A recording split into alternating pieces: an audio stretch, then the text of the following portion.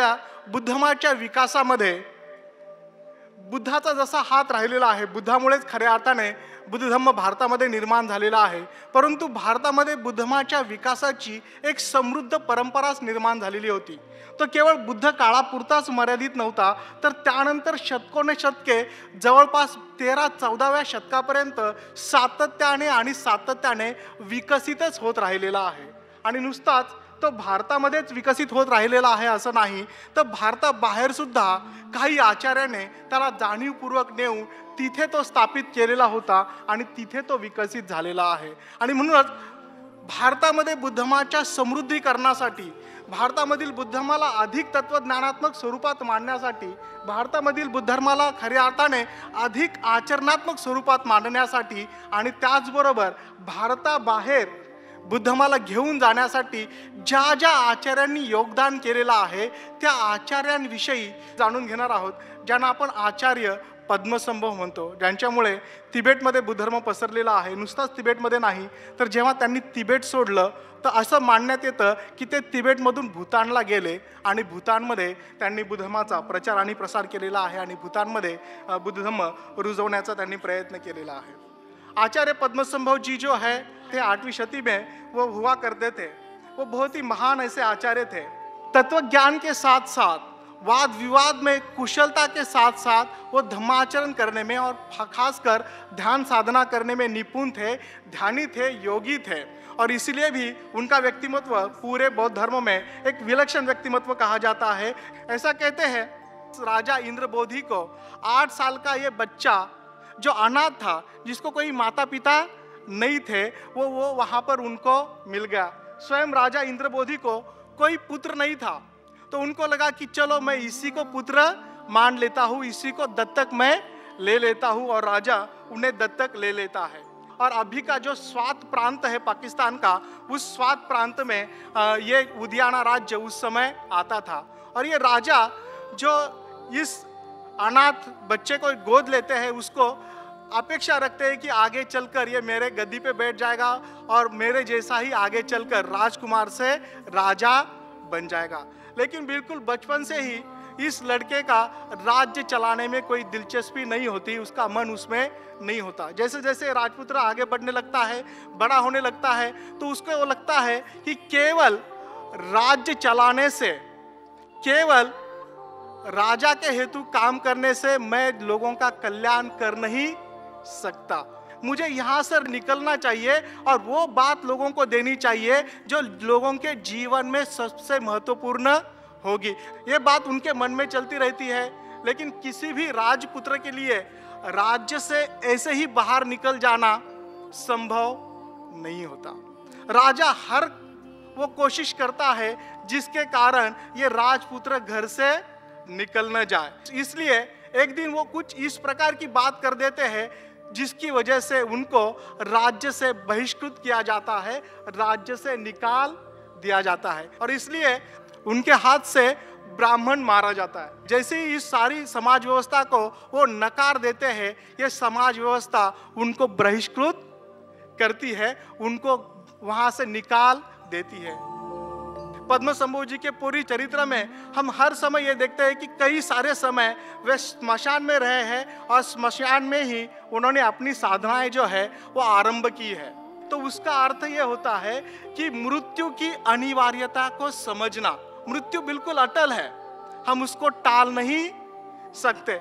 इस बात को स्मशान में प्रैक्टिस करना ये बात दर्शाती है. और यही बात पद्मसंभव जब प्रैक्टिस कर रहे थे स्मशान में, तो यही बात सामने आती है. दूसरी बात हम इस स्मशान के बारे में देख सकते हैं कि मृत्यु का समय बिल्कुल अनिश्चित है. मृत्यु किसी भी क्षण आ सकती है, इसके बारे में हम नहीं सोचते. हम हर एक बात अच्छी हो बुरी हो, हम कल रखने के लिए सोचते हैं. तीसरी बात पद्मसंभव के स्मशान में प्रैक्टिस करने से हम सीख सकते हैं, और वो है कि मृत्यु के समय, जब हमारा मृत्यु हमारे सामने है, हमारा मृत्यु हो रहा है, तो कोई भी चीज हमें बचा नहीं सकती. पैसे हमें बचा नहीं सकते, हमारे जो रिश्तेदार हैं वो बचा नहीं सकते. वो बचाने का भरकस प्रयास कर सकते हैं, हमें कुछ सहानुभूति दे सकते हैं, लेकिन मृत्यु के समय कोई भी चीज सही अर्थ से हमें मदद नहीं कर सकती। मृत्यु के समय ऐसा कहते हैं कि केवल एक ही बात हमें मदद कर सकती है, और वो है धम्म। जगत में किस तरह से जिया जाए, एक दूसरे के साथ किस तरह से पेश आया जाए, हमारे स्वयं के कर्म की जिम्मेदारी किस तरह से ली जाए, इस बात को दर्शाता है, इस बात को सिखाता है। यह हमें वो सिखाता है जो बात हमने सही में बौद्ध करके सीखनी चाहिए कि मैं मेरे जीवन का कुछ कर सकता हूँ। ये हम सीखते हैं और हमारे जीवन की, स्वयं के जीवन की जिम्मेदारी ले सकते हैं। और जो आदमी अपने जीवन की इस तरह से जिम्मेदारी लेता है, मृत्यु के समय ऐसे आदमी को धम्म मदद करता है। यही बात पद्मसंभव जो साधना स्मशान में करते थे, उसका यह प्रतीक माना जाता है। जब वे साधना करके योगी बन जाते हैं, तब उनको लगता है कि नहीं, मैंने मेरे जीवन के साथ कुछ करना चाहिए, मैंने और कुछ आगे बढ़ना चाहिए। तो उनका चरित्र ऐसा कहता है कि वे फिर वहां से बुद्ध गया चले आते हैं, वज्रासन के पास वहां पर आते हैं, और उनको लगता है कि नहीं, अभी इस पवित्र भूमि में मैं हूं, मैंने बुद्ध की शिक्षा को समझ लेना चाहिए, मैंने बुद्ध की शिक्षा को अपने जीवन में उतारना चाहिए। और ऐसे सोचते ही उनके मन में प्रवर्जित होने का विचार आता है, भिक्षु बनने का उनके मन में विचार आता है, और वो आचार्य प्रभाहस्ती की तरफ जाते हैं और प्रभाहस्ती जी से विनती करते हैं कि मुझे प्रवज्जा दीजिए। और वे प्रभाहस्ती उन्हें प्रवज्जित करते हैं, और जैसे ही हमको पता है कि जो भी आदमी प्रवज्जित होता है तो उसको नाम दिया जाता है। आचार्य प्रभाहस्ती उनको नाम देते हैं शाक्य सेंगे, और ये नाम मिलने के बाद प्रभाहस्ती उन्हें जो महान योग शिक्षा है, उस शिक्षा में से कुछ जो भाग है उनको सिखाते हैं, खासकर योगाचार्य का और तत्व संग्रह नाम की जो शिक्षा है वो उनको सिखाई जाती है। और इस तरह से प्रवजित होने के बाद नालंदा के कई सारे महान आचार्यों से पद्मसंभव कई सारी शिक्षाएं हासिल करते हैं। तत्व ज्ञान के साथ साथ वो पारमिता की शिक्षाओं को भी आत्मसात कर लेते हैं, और यही पारमिता उसके बुद्ध बनने की राह बन जाता है, मार्ग बन जाता है। और इस तरह से मन में विचार आने के बाद वो और ज़्यादा पढ़ने लगते हैं। उनको पता है कि केवल तत्व ज्ञान के रूप में धम्म बताया जाए तो सभी लोगों को समझ में आएगा, ऐसा नहीं है। अगर सभी जगह धम्म को लेकर जाना है तो केवल एक ही प्रकार की भाषा बोलकर संभव नहीं होगा, और इसलिए केवल बुद्ध धम्म का ही वे अध्ययन करते हैं, ऐसा नहीं है। तो बुद्ध धम्म के साथ साथ संस्कृत और कई भाषा में वो निपुण हो जाते हैं ताकि लोगों को उनकी भाषा में बोला जाए। तो ऐसा कहते हैं कि पद्मसंभव जी खुद को वैदिक शास्त्र में भी निपुण कर देते हैं ताकि वो लोगों को मदद कर सके। वो संभाषण कौशल्य में निपुण हो जाते हैं। ऐसे कई सारे जो कलाएं हैं वो सीखते हैं केवल इसीलिए ताकि लोगों को उनके वहां पर जाकर उनकी भाषा में उनकी जरूरत के मुताबिक उनको धम्म दिया जा सके। धम्म देते देते वो झावर नाम के राज्य में आ जाते हैं। ऐसा कहते हैं कि ये झावर जो उस समय था वो आज हिमाचल का प्रदेश है, शायद ये रिवालसर नाम का हिमाचल का प्रदेश है। वहां पर वो आने के बाद हिमाचल को या रिवालसर को पूरी तरह से बौद्ध बना देते हैं। उनके मन में ये बात रहती है कि जिस भूमि से मैं आया हूँ उस भूमि में भी मैंने जाकर क्या करना चाहिए, लोगों को धम्म देना चाहिए, लोगों को वहाँ पर विकसित करना चाहिए। फिर हिमाचल से आगे वो बढ़ते हैं और फिर से उदियाना में वो आ जाते हैं। उनका बढ़ना सहज नहीं है। वो जब आगे जाते हैं तो बिल्कुल लोग उनको जाने देते हैं, इसका उसका अर्थ नहीं है। कई सारी कठिनाई उनको आती है। ऐसा उनका चरित्र कहता है कि लोग एक बार हड़बड़ा जाते हैं कि कैसा ये गुरु है, और एक दिन उनको जला देते हैं। अभी ये भी प्रतीक है। इसका मतलब ये क्या है, भले ही कितनी ही कठिनाई आए, कितनी भी तकलीफें लोग दे, जो विकसित होने वाले लोग होते हैं वो कभी डगमगा नहीं जाते, कभी पीछे नहीं आते। ऐसे कई सारी कठिनाइयों से पद्मसंभव गुजरते रहते हैं। तो झावर के बाद वो उदियाना चले जाते हैं और अपने ही भूमि में जहाँ से वे आए हैं उस भूमि को बौद्ध धम्म देने का प्रयास करते हैं। ऐसा कहते हैं कि करीबन 13 साल वे वहाँ पर रहते हैं और 13 साल में उदियाना को बौद्धमय बनाने का प्रयास करते हैं। हम सबको पता है कि बौद्ध इतिहास ये बताता है कि हर समय बौद्धों को ब्राह्मण पंडितों द्वारा आह्वान किया जाता था वाद विवाद के लिए, और वे कहते थे कि चलो हमारे साथ वाद विवाद करो, अगर आप हारते हैं तो हमारी परंपरा को आप स्वीकार करो, अगर हम हार जाते हैं तो हम आपकी परंपरा को स्वीकृत करेंगे। इसी तरह का आह्वान जालंधर के 500 पंडित पद्मसंभव को करते हैं। पद्मसंभव ये आह्वान को बिल्कुल बखूबी स्वीकार देते हैं, और ऐसा तय होता है कि ये सारा वाद विवाद कहाँ पर होगा, बुद्ध गया के वज्रासन के सामने होगा। और 500 पंडित एक तरफ, पद्मसंभव और उनके कुछ साथीदार एक तरफ, वाद विवाद शुरू हो जाता है। और निश्चित रूप से पद्मसंभव जी की जीत होती है, उनके दोस्तों की जीत हो जाती है। एक अर्थ से हम कह सकते हैं कि बुद्ध धम्म की जीत हो जाती है, और 500 पंडित उसमें हार जाते हैं, और हारने के बाद बुद्ध धम्म की राह उनको पकड़नी पड़ती है, बुद्ध धम्म को उन्हें स्वीकारना पड़ता है। और इसलिए ऐसा कहते हैं कि जब वे 500 पंडितों के प्रमुख बन जाते हैं तो उस समय से उनको पद्मसंभव कहा जाने लगता है। उनका प्रवजित होते समय नाम था शाक्य सिंह, लेकिन जब वो 500 पंडितों के प्रमुख बन जाते हैं तो उस समय से उनको क्या कहा जाता है, पद्मसंभव के नाम से उन्हें जाना जाता है।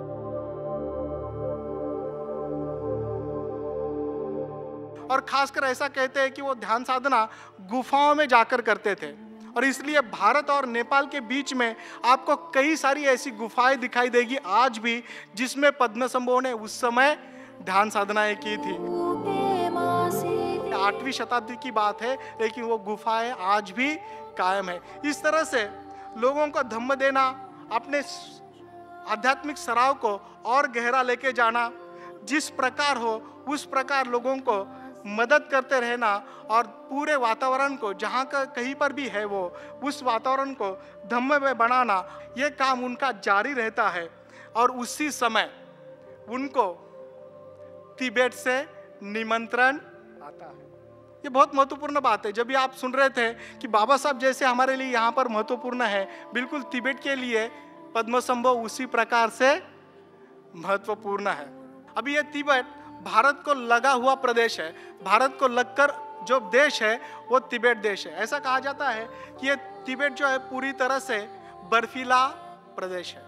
इस तिब्बत को स्वयं की, अपनी स्वयं की खुद की बहुत बड़ी समृद्ध ऐसी संस्कृति कभी भी नहीं थी। जब तक बुद्ध धर्म वहां पर चले नहीं जाता था तब तक उनकी स्वयं की बहुत समृद्ध ऐसी परंपरा नहीं थी या संस्कृति नहीं थी, बिल्कुल अंधकार था। जो स्थानिक धर्म था, जिसको बौन नाम से जाना जाता था, वो धर्म भी केवल कर्मकांड और विधियों में फंसा हुआ धर्म हुआ करता था। ये राजा जिसका नाम त्रिसोंग देसन है, उसको लगता है कि इस अंधियारी तिब्बत में बिल्कुल बर्बरता भरी हुई है। लोगों को यह पता नहीं है कि इस प्रकार की कोई बाहरी शक्ति नहीं हो सकती। इन लोगों के पास सही अर्थ से प्रकाश नहीं है, तो मैंने सही अर्थ से यहाँ पर प्रकाश निर्माण करना चाहिए। ये बात राजा त्रिसोंग देसन के मन में आती है, और वो भारत से शांत रक्षित नाम के एक भिक्षु को नालंदा से बुलाते हैं। उनके मन में यह इच्छा होती है कि इस तिब्बत में मैं ऐसे विहार की निर्मित करूं, बुद्ध के विहार की निर्मित करूं, जिसके माध्यम से बुद्ध का प्रकाश इस अंधियारी नगरी में आ जाएगा, इस अंधियारी प्रदेश में, इस अंधियारी देश में आ जाएगा। जब शांत रक्षित आए और उन्होंने धम्म पढ़ाना शुरुआत किया और इस विहार की निर्मित करना शुरू किया, तो ऐसा कहते हैं कि बिल्कुल बौद्ध धर्मीय लोगों को वो बात अच्छी नहीं लगी। तो राजा को उस मंत्रियों को मंत्री पद से हटाना पड़ा, तब जाकर उनको शांत रक्षित को लाना संभव हो गया।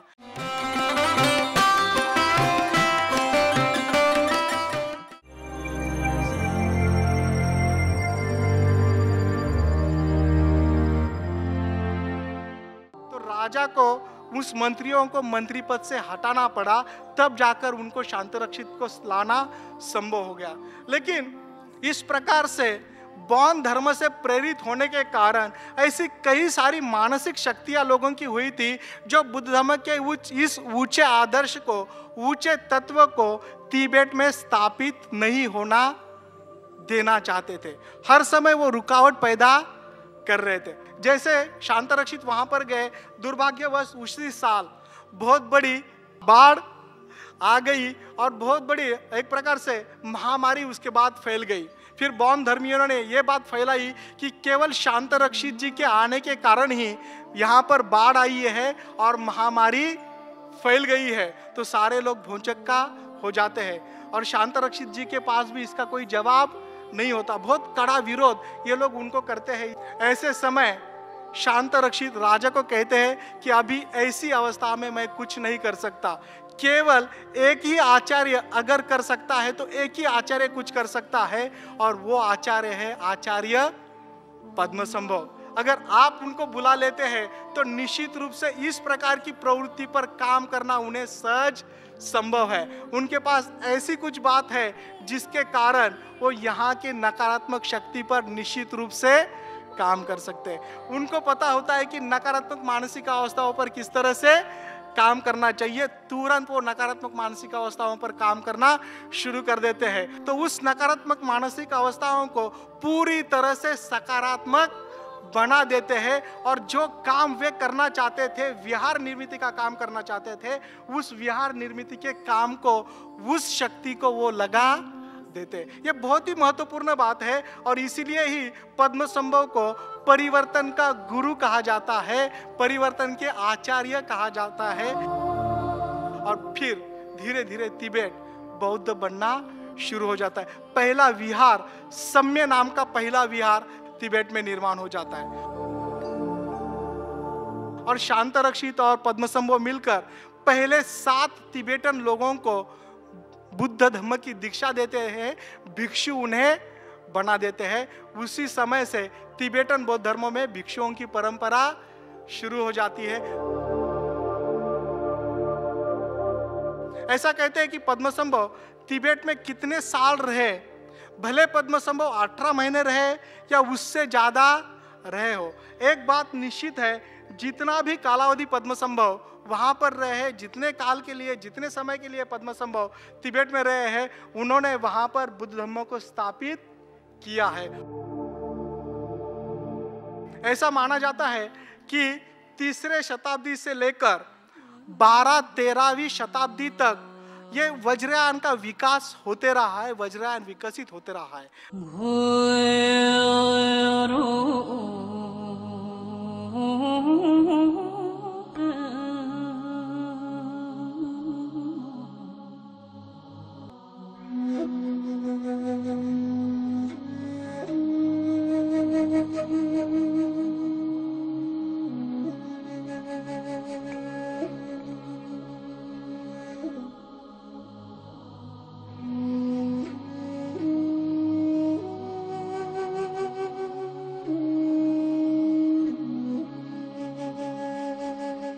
कहते हैं कि 4वीं शताब्दी में नालंदा पूरी तरह से वज्रयान संप्रदाय के विकास का केंद्र बना।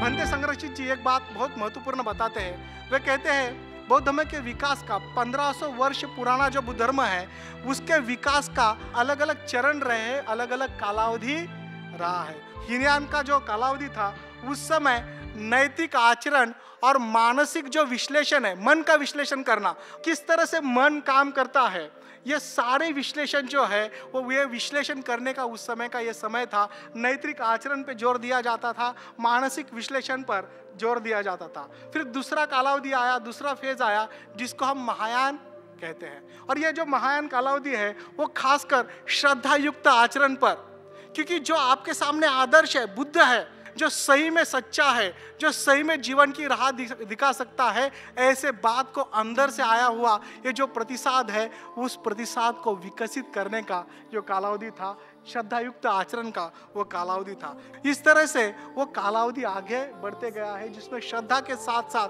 प्रज्ञा का भी विकास है, जीवन की सच्चाई को खोजने का भी विकास होते रहा है। और उसके बाद जो कालावधि आता है वो वज्रयान का कालावधि है, जिसमें जो प्रतीक है, सिंबल्स है, उसके ऊपर जोर दिया गया। ऐसा कहते हैं कि शब्दों से चित्र कहीं ज्यादा बोलता है। हमारी श्रद्धा को और ज़्यादा विधियों के रूप में विकसित करने की परंपरा वज्रयान के समय विकसित हुई। ऐसा कहते हैं कि जब एक संप्रदाय विकसित हुआ तो वो संप्रदाय पिछले संप्रदाय को अपना आधार मानकर विकसित हुआ है। इसलिए आज हमारे भंते संरक्षित जो है हमारे गुरु, वो ऐसा कहते हैं कि बुद्ध धर्म की यह त्रियान की जो शिक्षा है वो केवल बौद्धिक या तत्वज्ञानात्मक कल्पना नहीं है, तो बुद्ध धर्म की एकता का बिल्कुल व्यवहार्य प्रकटीकरण है। राजा त्रिशंकदेशन ने भी उनको प्रश्न पूछा उस समय कि कौन सा यान महान है, महायान महान है कि हीनयान महान है। मैं थोड़ा संभ्रमित हूँ, मेरे मन में संघर्ष चल रहा है। तो पद्मसंभव उनको बोलते हैं कि संघर्ष की कोई बात नहीं है, कोई महायान या हीनयान में कोई भी भेद नहीं है, कोई संघर्ष होने का कारण नहीं है। अगर आप आचरण करते हो तो हर एक यान आपको उस अवस्था की तरफ ले जाता है जिस अवस्था के लिए हम सब प्रयास करते हैं, और वो अवस्था है दुख मुक्ति की अवस्था, दुख से दूर जाने की अवस्था। अगर आप पद्मसंभव जी का रूप देखते हैं, सुहाना रूप है उनका, बहुत ही अच्छा रूप है। उन्होंने 3 कलर के चीवर पहने हैं, वो हमेशा 3 रंग के चीवर पहने होते हैं, और ये 3 रंग के चीवर जो है वो 3 यानों का प्रतीक होता है। तो सबसे पहली महत्वपूर्ण बात वो क्या करते हैं, त्रिशंकदेशन राजा को प्रेरित करते हैं कि वो भारत से कई सारे आचार्यों को बुलाए, जिनकी मदद से जो भी ग्रंथ पाली में है या संस्कृत में है खासकर, उन ग्रंथों का तिबेटी भाषा में भाषांतर किया जाए। और 108 भाषांतरकारों को लेकर उनके साथ पद्मसंभव पूरी तरह से भाषांतर का एक पूरा प्रकल्प तिबेट में चलाते हैं, और उसके माध्यम से जो भी धर्म ग्रंथ है वो तिबेटी भाषा में भाषांतरित किए जाते हैं। ये बहुत ही बड़ा तिबेट में पद्मसंभव का योगदान रहा है।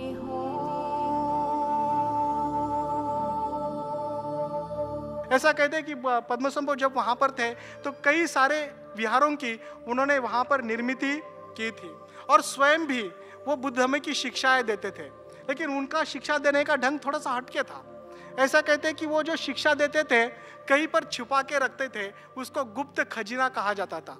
तिबेटन भाषा में इसको टर्मा बोलते हैं, इसका अर्थ है कि गुप्त खजीना। तो ये टर्टन्स और कोई नहीं थे, पद्मसंभव जी के जो 25 शिष्य थे वही लोग पद्मसंभव के जाने के बाद उनकी जो शिक्षा उस समय लागू होने वाली थी, उस शिक्षा को धीरे धीरे निकालते हैं और पूरे तिब्बत में उसका प्रचार और प्रसार करते हैं। ऐसा माना जाता है कि ऐसी इस प्रकार की मूल्यवान शिक्षाओं में 64 प्रकार के कई सारे ग्रंथ हैं, जिसके माध्यम से हम पद्मसंभव की उच्चतम शिक्षा को देख सकते हैं। उन्होंने वज्रयान संप्रदाय जो वहाँ पर स्थापित किया था, उसमें खासकर निम्मप्पा नाम की परंपरा तिब्बत में शुरुआत की है। तिब्बत में ऐसा कहते हैं कि 4 प्रकार की परंपरा है, जिसमें निम्मप्पा एक है, कारग्युप है, शाक्यपा है और गेलुप है। अगर गेलुप के बारे में बात किया जाए तो दलाई लामा जी जिस परंपरा से आते हैं वो गेलुप की परंपरा है, और हम दलाई लामा जी को देखते हैं। लेकिन कई सारे ऐसे लामा हैं जो अलग अलग परंपरा से आते हैं, लेकिन ये 4 प्रकार की परंपरा हमें वहाँ पर दिखाई देती है, जिसको हम कारग्युप कह सकते हैं, शाक्यपा कह सकते हैं, गेलुप कह सकते हैं और निम्मप्पा कह सकते हैं। लेकिन निम्मप्पा सबसे पुरानी परंपरा है। जो लोग इस परंपरा को मानते हैं उनको निम्मप्पा कहा जाता है। और भले ही अलग अलग परंपरा है, लेकिन ये परंपरा तीनों यानों की शिक्षाएं आचरण में लाती है। लेकिन तत्वज्ञान के रूप में, उनकी शिक्षा के रूप में वो महायान को मूलाधार मानते हैं, और खासकर मध्यमिका और योगाचार संप्रदाय को अपना आधार मानते हैं। और एक महत्वपूर्ण बात महायान परंपरा से इस तिब्बती बुद्ध धर्म में आई है, और वो है बोधिसत्व का आदर्श। सुख केवल मेरे लिए नहीं चाहिए।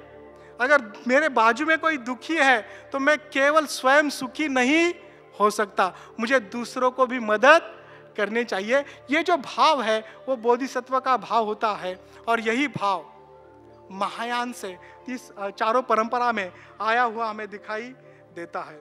खासकर निम्मप्पा परंपरा में 3 आंतरिक योगा का आचरण किया जाता है, 3 आंतरिक साधनाओं का आचरण किया जाता है। योगा का मतलब है एकत्रीकरण करना, एक साथ करना।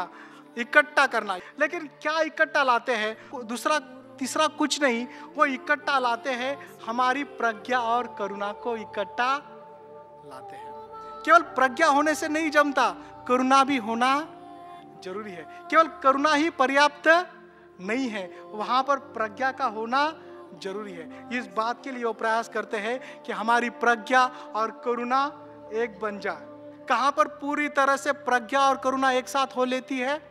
केवल बुद्ध की अवस्था में। इसका मतलब है इन सारे योगा का एक ही अर्थ होता है कि अंत में हमें कहां तक पहुंचना है? बुद्धत्व की राह तक पहुंचना है, बुद्धत्व तक जाना है। तो निम्मप्पा परंपरा में पूरी तरह से ध्यान साधना इसी प्रकार से होती है कि जिसमें हम बुद्ध के संपर्क में आते हैं और बुद्ध के सत्य को समझने का प्रयास करते हैं। और पद्मसंभव जी ने ये परंपरा इसलिए निर्माण की है ताकि हम आगे ज़्यादा से ज़्यादा बुद्ध की इस अस्तित्व के सत्यता को समझ सके, बुद्ध की तरफ बढ़ सके। तो इस तरह से पूरी तरह से निम्मप्पा परंपरा द्वारा पद्मसंभव ने तिब्बत में बुद्ध धर्म प्रचार और प्रसार करने का प्रयास किया है। और जब तिब्बत छोड़ने की उनकी बारी आती है, उनको लगता है कि अभी जितना मैंने करना था मैंने कर दिया है, मेरे पर्याप्त शिष्य अभी जब जिम्मेदारी लेने के लिए तैयार हो चुके हैं। लेकिन तिब्बत जब वो छोड़ते हैं तब लोगों को लगता है कि मानो उनके आध्यात्मिक माता पिता उनसे दूर हो रहे हैं। तिब्बत छोड़ते हैं पद्मसंभव तो ऐसा कहा जाता है कि राजा से लेकर बिल्कुल सर्वसामान्य व्यक्ति तक वो उन्हें अपनी शिक्षा देकर जाते हैं। तिब्बती लोगों को उद्देश्य करके कहते हैं कि सही में धम्म अगर आपको आचरण में लाना है तो ये करना चाहिए। वो ऐसा कहते हैं उनको कि मैंने आपको कितना भी पढ़ाया तो भी व्यर्थ है, क्योंकि आपको कुछ समझता ही नहीं। जो मैं पढ़ाता हूँ बिल्कुल उसके विरुद्ध की बात करने में ही आप लगे रहते हैं। इसलिए अगर आपको हृदय से धम्म आचरण करना है तो कुछ आपको करना पड़ेगा। वो कहते हैं कि सही में अगर बौद्ध बनना है तो केवल ऊपरी तौर से शील का आचरण मत करो, तो अपने अंदर से पूरे जो अकुशल गुण हैं उसको निकालने का प्रयास करो। श्रमण बनने का सही अर्थ है कि आप आपके अच्छे गुणों को क्या करते हैं? स्थापित करते हैं, धारण करते हैं। वो कहते हैं अगर गुणवान बनना है तो केवल पीत वस्त्र धारण करने से कुछ नहीं होगा, आपको आपके कर्म के परिणाम को जानना पड़ेगा, कर्म के परिणाम को ध्यान में रखना पड़ेगा। और ये जो बात अभी मैं बताने जा रहा हूँ ये बहुत महत्वपूर्ण है। वो कहते हैं कल्याण मित्र बनना मतलब मुझे बड़प्पन मिलेगा ऐसा समझना नहीं है। तो कल्याण मित्र बनना यानी सबका प्रभावशाली रक्षक बनना है। अपने मित्र को बुराइयों से हमें बचाने के लिए मदद करनी है। अंतिम बात वो कहते हैं कि केवल मेरे शब्द का अर्थ मत समझिए, केवल मेरे शब्द को अर्थ के तौर पर मत देखिए, आचरण और आप एक बन जाइए और पूरी तरह से संसार से मुक्त हो जाइए। हम यही तो चाहते हैं। संसार पूरी तरह से दुखमय है और दुख से कौन मुक्त नहीं होना चाहता? कोई है आप में से जो दुख से मुक्त नहीं होना चाहता? हम में से हर एक दुख से मुक्त होना चाहता है। हमारा परम कर्तव्य बनता है कि हम ऐसे महान आचरण के सही अर्थ से अनुयायी है। एक और आचार्य का नाम जुड़ जाता है, उन्हें हम आचार्य नहीं करते लेकिन हम उन्हें बड़े गौरव से हम स्वयं को उनका अनुयायी कहते हैं। और ऐसे महान व्यक्ति है बाबा साहब, इन सारे के हम अनुयायी हैं जिन्होंने संसार से दुख से मुक्त होने का धम्म है एकमेव राह बताई है।